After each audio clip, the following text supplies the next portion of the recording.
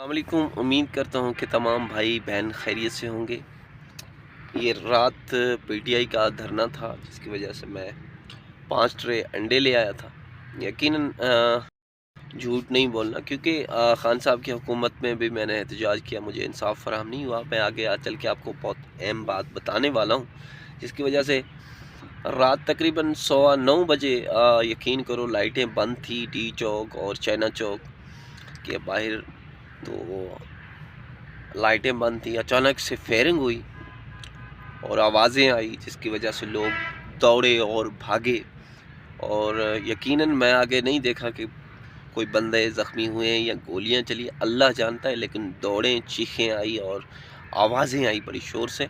मैं फ़ौरन से बिल्डिंग से चुप करके बिल्डिंग के नीचे चला गया। तकरीबन 10 मिनट मैं वहाँ ठहरा रहा। उसके बाद जिसके बाद थोड़ा माहौल ठंडा हुआ, लोग आगे वो रोड की तरफ से क्या कहते हैं ब्लू एरिया की तरफ पीछे भाग रहे थे। उसके बाद ये मेरे पास अंडे थे, तकरीबन मैंने 60 से 70 अंडा उबाला था। रब जानता है ये अंडे उबले हुए अंडे। कुछ लोग इसको समझेंगे कि यार ये अंडा जो है ना वैसे बॉलर अंडा है। नहीं नहीं, ये उबला हुआ अंडा है। ये अब मैं आपको तोड़ के दिखाता हूँ। ये देखो, ये उबले हुए अंडे। यार कुछ समझेंगे कि यार ये अंडा चलो इसने निकाला होगा, ये इधर रख दे। तो ये पूरे, ये भी अंडा उबला हुआ है। ये देखो, ये अंडा उबला हुआ है, ठीक है। ये उबले हुए अंडे जो है ना, मैं उधर से छुप कर के भाग के आया। और कहने का मकसद ये है कि सिर्फ मैं अपनी जान बचाने के लिए, मैं कोई धरने में नहीं गया था, मैं कोई एहतजाज करने नहीं गया था, मैं अपने बच्चों का पेट पालने के लिए अंडे बेचने गया था। जिसकी वजह से फायरिंग हुई, आवाज़ें आई, चीखें आई, लोग पीछे की तरफ दौड़ने लगे। उसके बाद मैं फ़ौरन अपने कैंप पे आया, क्योंकि मैं इस रियासत और रियासती इदारों से और पाकिस्तान के निज़ाम से अपनी फैमिली के साथ, मेरी एक बच्ची है इंतहाई बीमार है, जो आपको मैं ज़्यादा नहीं, वो छोटी सी पड़ी हुई है, और मेरा भाई को मारा गया है, मेरी बहन को अगवा किया गया है, मेरे घर लूटे गए, माल मवेशी, जिसकी वजह से मैं एहतजाजी कैंप लगा के बैठा हूँ। पहले भी तकरीबन मेरा कैंप था, तकरीबन बीच में 5 महीने पहले CDA इस्लामाबाद और CDA पुलिस का ऑपरेशन हुआ, जिसकी वजह से ये कैंप तोड़ गया। अभी तकरीबन 8 दिन हुए मैंने कैंप लगाया है। लेकिन कहने का मकसद ये है कि अगर एहतजाज और रियासत को चाहिए कि इस तरह गोलियां, इस तरह लोगों को डराना अच्छी बात नहीं है। यकीन करो, इस मुल्क में मैं पीटीआई का सपोर्टर नहीं हूँ, बल्कि मैं किसी का सपोर्टर नहीं हूँ, क्योंकि मुझे किसी ने मेरी फरियाद नहीं सुनी, किसी इदारे ने, किसी सियासी बंदे ने मेरी बात नहीं सुनी कि भाई आपके साथ हुआ क्या है, बैठे क्यों है। लेकिन कहने का मकसद ये एक जमहूरियत पे हमला है। मतलब ये रियासत एक जमहूरियत नहीं रही जिस पे सरेआम ऐसे गोलियां चलाना, लोगों को रात के वक्त एहतजाज था। मैंने ये एक चीज़ पीटीआई के कारकुनों ने बहुत इंतहाई गलत की है। हो सकता है उनके नज़रिए में दुरुस्त हो, लेकिन उन्होंने सहाफ़ियों को वीडियोस नहीं बनाने दी, सहाफ़ियों पे पथराव किए हैं।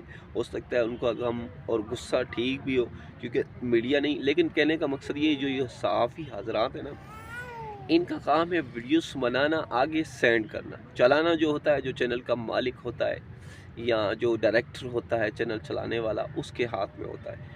तो इन सहाफ़ियों पे उन्होंने हमला किया है। ये तो मेरी आंखें देखी बात है। प्रेस क्लब के बाहर भी मैं आपको दिखा सकता हूँ कैंप। एक सेकंड होल्ड करें। ये मेरा कैंप है, जिसकी वजह से कहने का मकसद ये है कि ये जमहूरियत इसको नहीं कहा जा सकता। जमहूरियत उसको कहते हैं, एहतजाज करना सबका हक है। लेकिन यकीन करो कि और हो सकता है कंटेनर को पीटीआई के कारकुनों ने तोड़ा हो, उसको हटाने की कोशिश की हो, लेकिन और भी सरकारी दफ्तर थे, आम लोगों को उन्होंने कोई तकलीफ़ नहीं पहुंचाई है। क्योंकि यहाँ भी एक कैंप था, पुलिस की जानिब से लगाया गया था, पुलिस का स्ट्रे के लिए कैंप लगाया गया था। जब पीटीआई के कारकुन यहाँ आए कल तकरीबन 3-4 बजे यहाँ आए, यहाँ से चाइना चौक से पीछे चाइना चौक है, वहाँ से وہ آئے اور یہاں کیمپ انہوں نے توڑنا شروع کیا، بلکہ میرے کیمپ کے پاس بھی آئے۔ میں نے ان کو بولا بھائی یہ میرا کیمپ ذاتی ہے، میرا احتجاج ہے ذاتی، اس میں کوئی گورنمنٹ کا کوئی بندہ نہیں ہے۔ تو انہوں نے کہا کہ یار کسی بندے نے ہمیں بتایا کہ یہ پولیس کا کیمپ ہے۔ میں نے بولا پولیس کا کیمپ یہ ہے، انہوں نے یہ پولیس کا کیمپ توڑ دیا۔ لیکن اب اس ملک کا کیا ہوگا؟ اب میں آپ کو بات بتاؤں کہ سب سے پہلے جو ہمارے بڑے ادارے ہیں ان کو سوچنا چاہیے کہ اس طرح اگر میں آپ کو بات بتاؤں، میرے خیال میں تقریباً اندازہ جو لگایا گیا 1 سے 1.5 لاکھ بندہ تھا۔ باقی حقیقت میرا رب جانتا ہے، لیکن اندازہ ڈی چوک سے لے کر میں کہتا ہوں کہ تقریباً 7 ایونیو سے بھی آگے لوگ جمع تھے، دونوں طرف بلو ایریا بھرا ہوا تھا۔ بس اللہ تعالیٰ ہمارے پاکستان کے اداروں کو ہدایت عطا فرمائے، اور کیا ہوتا لوگ آئے بیٹھے ہوئے کیا کرتے زیادہ سے زیادہ۔ میں کہتا ہوں پیچھے جتنا پاکستان کل پرسوں سے 2 دن سے 3 دن سے بند ہے، اس سے بہتر تھا ان کو اجازت دے دیتے، ادھر آ کے ڈی چوک پہ بیٹھ جاتے تو کیا فرق پڑتا؟ کچھ فرق نہیں پڑتا۔ ہاں اگر وہ ریڈ زون میں داخل ہوتے، اندر بالکل سپریم کورٹ پارلیمنٹ میں داخل ہوتے، کوئی توڑ پھوڑ کرتے تو پھر چلو گورنمنٹ کا کام تھا کہ ان کے اوپر گولیاں چلاتے، ان کے اوپر کچھ بھی کر سکتے تھے، کوئی ایکشن لیتے نہیں۔ لیکن ڈی چوک پہ ایک پرامن بیٹھنا، یہ تو ایک ہمارے قانون اور پاکستان کے نظام میں ہے کہ احتجاج کوئی بھی کر سکتا ہے۔ لیکن کیا کہہ سکتے ہیں، کہتے ہیں نا چھوٹا منہ بڑی بات تو ہم کر ہی نہیں سکتے۔ پھر بھی میں نے اپنی طرف سے کوشش کی ہے ویڈیو بنانے کی، اگر ہو سکے تو ہماری اس غلام رسول بھائی یوٹیوب چینل کو فالو کریں، سپورٹ کریں۔ اگر آپ ٹک ٹاک پہ دیکھ رہے ہیں ویڈیو تو ٹک ٹاک بھائیوں سے بھی گزارش کروں گا کہ میرا یوٹیوب چینل غلام رسول بھائی کے اوپر بایو میں لنک ہے ٹک ٹاک پر، تو میرے چینل کو سبسکرائب ضرور کریں، میری سپورٹ کریں، کیونکہ سپورٹ کرنے کا وجہ یہی ہے کہ میں 6 سال سے اسلام آباد میں احتجاج کر رہا ہوں۔ میرے بھائی کو مارا گیا، میری بہن کو اغوا کیا گیا، میرے گھر مال مواشی سب کچھ توڑے اور لوٹے گئے ہیں، مجھے انصاف نہیں۔ مجھے صرف میں سپریم کورٹ پاکستان سے اور پاکستان کے تمام اداروں سے کہوں گا، میری فیملی اور مجھے فوری طور پولیس تحفظ فراہم کیا جائے، جو میرے حقوق ہے، میرے کیس بھائی کا جو کیس ہے اس کو ری اوپن کیا جائے، ایک GIT بنائی جائے، ٹھیک ہے، جو میری بہن اغوا ہے اگر وہ زندہ ہے تو واپس کیا جائے، کیونکہ مجھے حقوق، جب تک مجھے انصاف نہیں ملے گا تب تک میں احتجاج کرتا رہوں گا، کیونکہ انہوں نے پہلے کئی دفعہ CDA اور اسلام آباد پولیس نے میرے کیمپ گرائے ہیں، مجھے کئی دفعہ لاک اپ میں بند ہونا پڑا ہے ہمیں، بلکہ 1-2 دفعہ ہم جیل بھی گئے ہیں اڈیالہ، لیکن پھر بھی کوشش جاری ہے۔